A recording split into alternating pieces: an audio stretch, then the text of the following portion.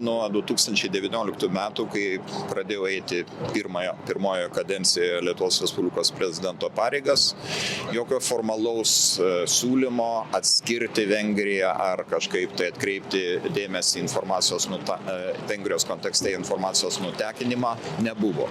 Kaip ir mano žiniomis to nepatvirtino visi to meto veikiantieji asmenys.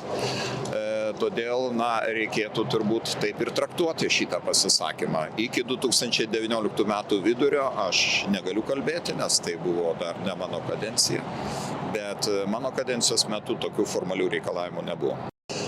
Tai nėra kažkokia naujiena, nes visada yra galimybė, kad ta informacija, kurią traktuojame kaip visiškai slapta, gali būti nutekinta ir netgi nereferuočiau čia taip tiesiogiai į Vengriją arba kitą konkrečią šalį. Teko susidurti su labai konkrečiu įspėjimu 24 metų pavasarį, vėlyvą pavasarį, kuomet vienos NATO valstybės atstovas išsakė lygiai tuos pačius spėjimus, jie skambėjo kaip spėjimai, apie tai, kad Vengrijos atstovai tiesiogiai iš susitikimų perduoda informaciją į Maskvą.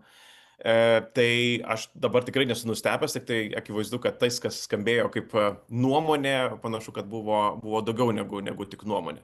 Ir savo ruožtu, aišku, mes irgi taip pat besiruošdami, pavyzdžiui, Vilniaus NATO summitui 23 metais, susitikimuose stengdavomės neįtraukti Vengrijos atstovų, ypatingai tuose, kuriuose būtų aptarinėjami jautrūs klausimai.